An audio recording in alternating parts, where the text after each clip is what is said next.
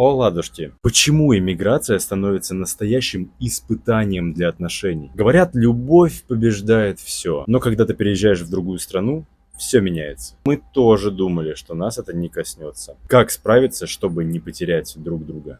Например, кто-то из пары осваивается быстрее и адаптируется быстрее в эмиграции, а кто-то отказывается от адаптации, тяга к прошлому, к уже знакомому, к привычному. Это один из факторов, которые, я думаю, придется преодолевать, даже если вы не первый раз уже приезжаете в какую-то страну. Каждая страна, каждая культура – это абсолютно новый вызов каждому из вас и в целом вам как паре. И у нас было такое впервые, когда мы мигрировали в Турцию в прошлом году. Я, в принципе, такой человек всегда был замкнутый, где-то там в себе, предпочитал больше времени в играх проводить, чем социальные какие-то контакты налаживать.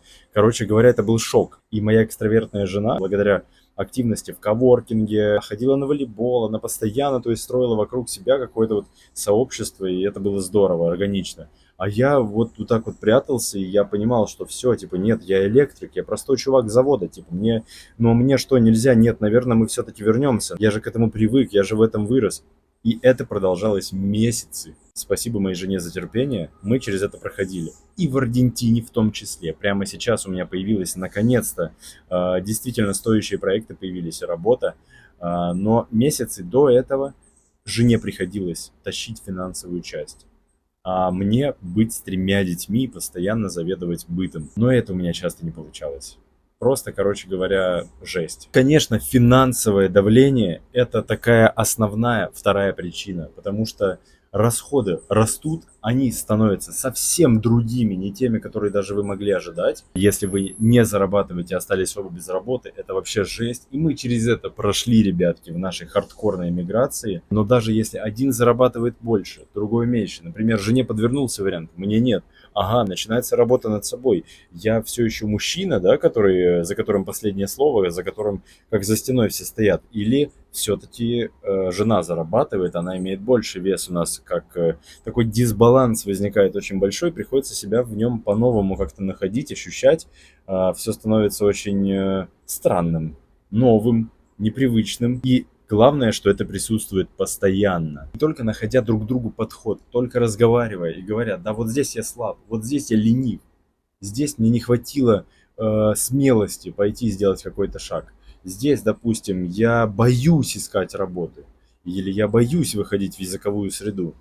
Только через вот такую честность, через выковыривание всех своих слабостей и недостатков происходит действительно работа друг с другом, самим над собой. И, безусловно, надо с кем-то делиться. А с кем-то делиться, значит, должны быть какие-то близкие люди, доверенный круг общения. Отсутствие поддержки. Родных рядом нет. Все. И рядом есть только партнер. И на партнера ложится очень большая ответственность, большой груз.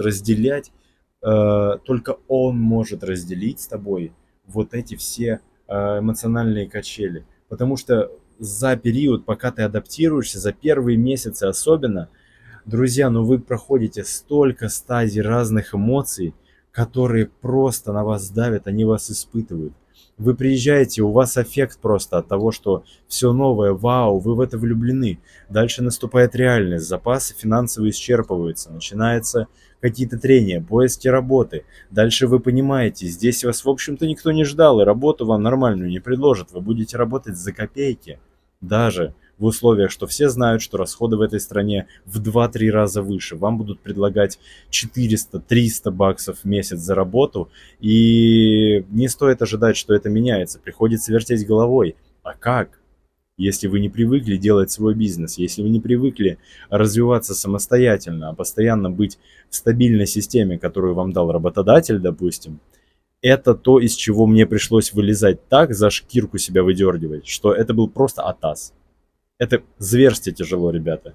Но если ты все-таки решишься и этому себя научишь постепенно, это приведет к тому, что вот такие все состояния, негативные моменты, ты учишься с ним работать. В первую очередь, потому что учишься себя слышать и не просто жаловаться, а действительно менять свои внутренние состояния, разделять их с партнером, искать внешней поддержки. Например, для меня это психологическая работа с картами Таро, медитации, это гипнотерапия, это просто время наедине с собой, когда я могу все разложить по полочкам и подумать. Очень важно разбирать все эти психологические моменты с собой, со специалистами. Представляете, жена беременная была, 2 детей, и в этот момент ты остаешься без работы с риском, что ты просто останешься на улице. Все контакты, проекты, они остались где-то в прошлом. У нас были билеты сюда в один конец. И вот в такой ситуации надо еще улыбаться, надо детям давать ощущение безопасности, как бы ты ни осознавал, что все просто трещит по швам. Истерики, слезы, холодильник пустой, это действительно, это жесть. Самая натуральная жесть, из которой приходится выкарабкиваться радикальными методами, меняя себя максимально быстро, но очень болезненно, работая над собой еще усерднее в 10 раз, чем когда-либо. Но как мы со всем этим справились и постепенно стали налаживать свою жизнь, приходить к каким-то приятным моментам, видеть, фокусироваться на важном. Безусловно, это разделить бытовые обязанности и поддерживать личное пространство, чтобы пришли наконец-то позитивные эмоции в жизнь. Важно понять, я делаю вот это по общим обязанностям, я делаю вот это так, чтобы никто не чувствовал себя перегруженным. И, безусловно, нужно давать в течение дня моменты для разгрузки. Каждому нужно личное пространство, неважно, какие у вас гармоничные отношения.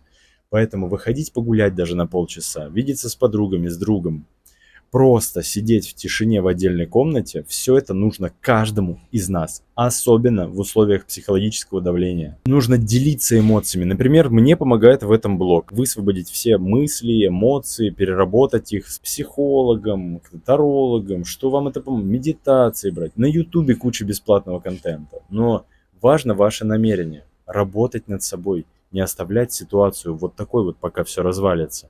Брать ответственность за себя и за свое состояние в свои руки. Давайте небольшие выводы. В первую очередь, это оставаться открытым. Ничего не таить. Что бы вы ни чувствовали, это абсолютно нормально.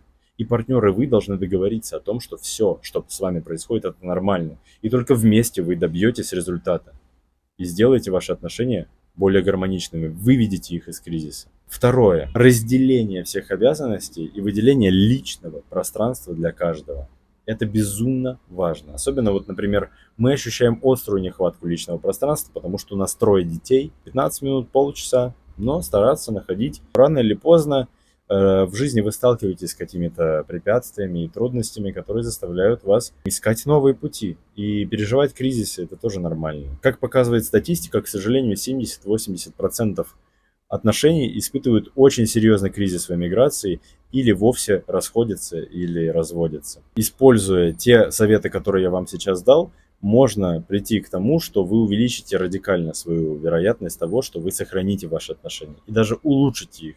Потому что закалившись в этих обстоятельствах, ваша любовь, ваша связь только окрепнет. Поэтому желаю всем оставаться открытыми, сил на все и увидимся скоро в новых видео. Чао!